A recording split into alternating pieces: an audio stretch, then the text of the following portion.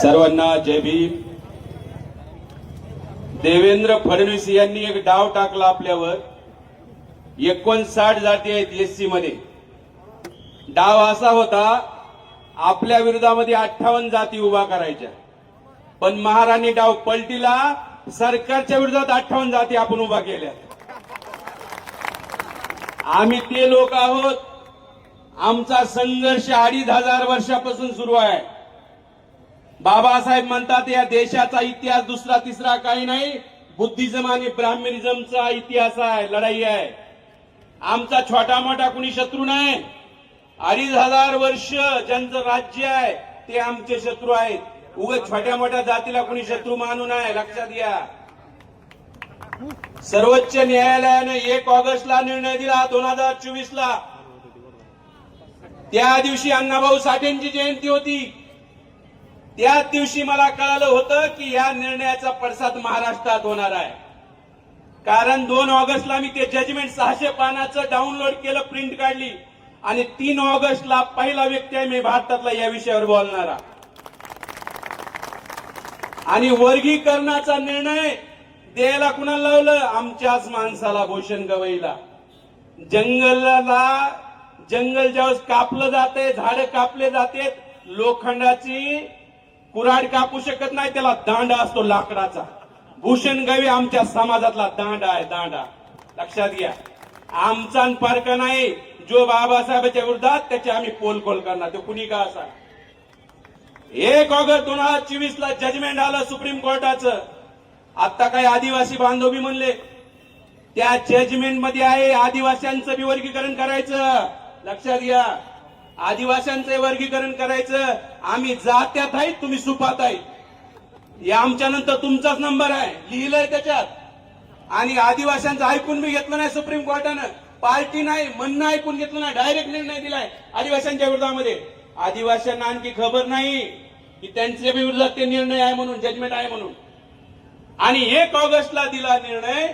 देवेंद्र फडणवीस म्हणत आहेत, मुख्यमंत्री म्हणत आहेत, सुप्रीम कोर्टानं दिलाय निर्णय, सुप्रीम कोर्टानं दिलाय। अरे 600 पानं वाचलेत, मी गॅरंटीने सांगतो त्याच्यात काय लिहिलंय? कराच असं नाही लिहिलं, करू शकता, तुमची इच्छा असेल तर करू शकता, आणि करायचं असेल तर इम्पेरिकल डेटा लागेल। इम्पेरिकल डेटा मध्ये आहे 59 जाती आहेत।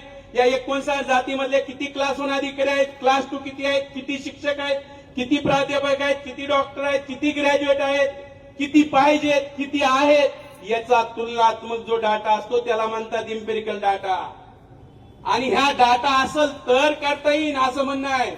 देवेंद्र फडणवीस म्हणत आहेत जसं काय सुप्रीम कोर्टाचा आदेश आहे तो मान्यच करायचा आहे। मग माझा प्रश्न आहे, उत्तर प्रदेशमध्ये वर्गीकरण का सुरू नाही? मध्य प्रदेशमध्ये वर्गीकरण का सुरू नाही? गुजरातमध्ये वर्गीकरण का सुरू नाही?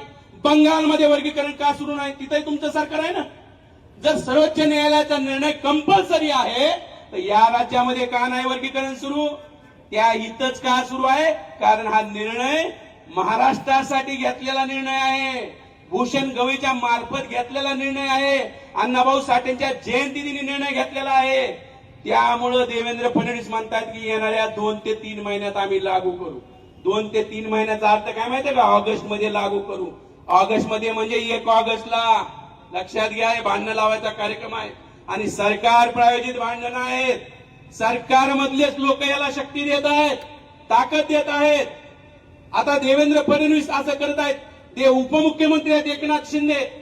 2024 ला निर्णय आला ना, 1 ऑगस्ट 2024 ला, आणि बार्टीचा अहवाल 2023 ला आलाय। 1 महिना, 1 वर्ष अगोदर, म्हणजे सर्वोच्च न्यायालयाचा निर्णय येणे अगोदर एकनाथ शिंदेनं वर्गीकरणाची प्रक्रिया सुरू केलेली होती। त्यामुळे देवेंद्र फडणवीस एकटे दोषी नाहीत, त्याच्या सोबतचा हा काळूबाळूची जोडी आहे, एकनाथ शिंदे दोषी, लक्षात घ्या। त्यांनी हा 2023 ला बार्टीची मिटिंग घेऊन अहवाल बनवायला लावला, तो बार्टीचा रिपोर्ट आहे माझ्याकडे, आणि त्यांना सांगितलं की अबकडे करा म्हणून, अबकडे केलं पाहिजे। आता आमच्या काही नेत्यांनी सांगितलं, आपल्या मोठ्या नेत्यांनी म्हणले की जर वर्गीकरण करायचं असेल तर संख्येनुसार करा। मग आम्ही लॉंग मार्च काढला होता, बीड पासून 17 दिवस पायी चालत होतो। आमच्या लॉंग मार्च मध्ये भाषणात खाली कमेंट यायला लागल्या, तुमच्या नेत्याचं समर्थन आहे, तुमच्या नेत्याचं समर्थन आहे. मग म्हणलं आम्हाला इसकटून सांगावं लागेल नेत्याचं समर्थन आहे म्हणजे काय आहे भानगड. जर वर्गीकरण संख्येनुसार केलं 59 जाती आहेत. 59 जातीची जी संख्या जर मोजली 2011 ची जनगणनेचा रिपोर्ट आहे माझ्याकडे. संख्येनुसार दिलं तर महारांना भेटतंय 8.5%, मातंगांना भेटतंय 2%. संख्या आहे तेवढी 2%. चर्मकार आणि ढोर बांधवांना भेटतंय 1.5%. संख्या आहे 1.5%. आणि राहिलेल्या 55 जातीची संख्या 1% बी नाही, त्यांना आरक्षण भेटतंय 1%. आता मला सांगा 55 जातीला 1% दिलं, जे आज 13% खेळायला लागल्यात त्या 1% बंदिस्त होतील, म्हणजे 55 जातीचं नुकसान आहे. ढोर आणि चांभार जे 13% खेळायला लागले ते 1.5% बंदिस्त होतील. 55 आणि 2 57 जातीचं नुकसान आहे. आणि मातंग बांधव म्हणत जरी किती जरी असला तरी माझी ही विनंती आहे बाबा, पंजाब मध्ये वर्गीकरण झाले 1975 ला, ते संख्येनुसार झाले. हरियाणामध्ये वर्गीकरण झालंय संख्येनुसार झालंय. आंध्रामध्ये वर्गीकरण झालंय संख्येनुसार झालंय. तेलंगणामध्ये वर्गीकरण झालंय संख्येनुसार झालंय. तमिळनाडूमध्ये वर्गीकरण झालेलं आहे संख्येनुसार झालेलं आहे. फक्त कर्नाटक मध्ये 1%चा फरक आहे, नाही तर 5 राज्यामध्ये संख्येनुसार वर्गीकरण झालंय. आणि जर मग संख्येनुसार झालं तर मातंग बांधवांना मिळतंय 2%. म्हणजे मातंग बांधवाचंही नुकसान आहे, जे 13% खेळायले 2% बंदिस्त होतील. मग फायदा कुणाचा आहे? फक्त महारांचा फायदा. आणि तुम्ही म्हणाल मग फायदा आहे तर विरोध काऊन करायला आपण? अरे फायदा आणि तोटा बघून निर्णय घेणारी आमची औलाद नाही. जी गोष्ट संविधानाच्या विरोधात असते त्याचा आम्ही विरोध करतो. जी गोष्ट बाबासाहेबांच्या विचाराच्या विरोधात असते त्याचा आम्ही विरोध करतो. फायदा आणि तोटा बघून निर्णय घेत नाही. या जर फायदा जर झाला ना वर्गीकरण, तुम्हाला सांगतो 29 आमदार आहेत राखीव मतदारसंघात. 29 पैकी 18 महारा म्हणते ना 18. जर तुम्ही नोकरीमध्ये लागू केलं, आम्ही लय आगाव लोक आहेत. हे मोर्चे आंदोलन तर आमच्या जिंदगी गेल्या. हे आम्हाला शिकवू नका काय करायचं असतं. हे कोणतीच अशी जात नाही एवढी जागृत जात आहे. जसं 2 महिन्यातच पेटला का नाही महाराष्ट्र. 2 महिन्यात तालुक्याला खेड्यापाड्यातून आमच्या या बहिणी आल्या. ही साधी बाब नाही, ही जात वेगळी आहे. म्हणून बाबासाहेब म्हणले होते मला धन्य वाटतं त्या जातीत जन्मलो. ही जात लय वेगळी आहे. अहो आम्ही लॉंग मार्च काढला तर आम्हाला सगळीकडे जेवण, वाकेकर सर त्याचे साक्षीदार आहेत, बरोबर आहे ना सर? जेवण, सगळे राहण्याची व्यवस्था, जेवणाची व्यवस्था सगळं समाज करतो. जे संघर्ष करतात पोरं त्यांच्या मागे समाज उभा राहतो. त्यामुळे मी सांगायलोय, जर तुम्ही वर्गीकरण नोकरीत केलं सरकारनं, उद्या आंबेडकर आधी म्हणते आता राजकारणात बी करा. मग राजकारणात केलं तर मग आमचे 18 आमदार होते, ग्रामपंचायत सरपंच किती होते, नगरसेवक, पंचायत समिती, जिल्हा परिषद. आम्हाला माहित नाही काय, मारापेक्षा मांग भरा, मांगापेक्षा चांबार भरा, चांबारापेक्षा ढोर भरा, ढोरापेक्षा जंगम भरा. तिकीट देताना आम्हाला थोडी देतात तुम्ही तिकीट. ह्याच्यापेक्षा कसा कोण भरा हे बघितलं जातं. ही राजकारणाची असलीयत आहे. आणि मग आम्ही जर राजकारणात माहित तर काय होईल? होईल ना. आम्ही विरोध यासाठी करायला लागलो, आम्हाला जे आरक्षण मिळतं ते भारतीय संविधानाच्या 341 नुसार, आदिवासींना 342 नुसार, ओबीसीना 340 नुसार. 341 मध्ये काना, मात्रा, एलांटी जरी बदलायची असेल तो अधिकार पार्लमेंटचा आहे, संसदेचा आहे, राज्याचा अधिकार नाहीये. सुप्रीम कोर्टाने बदमाशगिरी केली. काय बदमाशगिरी केली? अरे कलेक्टरच्या ऑर्डर मध्ये बदल करायचा अधिकार तलाट्याला असतो का? हे तर असं झालंय, जी सूची, जी लिस्ट आपली आहे शेड्यूल कास्टची, ती राष्ट्रपतीच्या सहीनं पब्लिश होते, राष्ट्रपतीनं. आणि जर राष्ट्रपतीनं जी लिस्ट बनवली, माझा सवाल आहे राज्य सरकारला कसं काय तुम्ही अधिकार द्यायला लागलात? हा निर्णय संविधानाच्या विरोधात जाऊन दिलेला आहे. सुप्रीम कोर्टानं हा निर्णय संविधानाच्या विरोधात जाऊन दिला आहे. आम्हाला लोकांना वाटतं सुप्रीम कोर्ट सुप्रीम आहे. अरे बाबांनो, सुप्रीम कोर्ट सुप्रीम नाही, भारताचं संविधान सुप्रीम आहे. अरे बाप आहे, त्या सुप्रीम कोर्टाची निर्मिती कुणी केली? भारतीय संविधानाने केली. त्या सुप्रीम कोर्टाचा बाप आहे भारताचं संविधान. त्यामुळे सुप्रीम कोर्ट म्हणलं म्हणजेच लय खरं असतंय अशा भरमात राहू नका. 1973 पर्यंत, 1950 ला संविधान लागू झालं. 1973 पर्यंत सुप्रीम कोर्ट काय म्हणायचं माहित आहे? जे प्रिएम्बल आहे संविधानाचं, जे पहिलं पान आहे प्रिएम्बल, हे संविधानाचा भागच नाही म्हणायचं. 23 वर्ष लागली.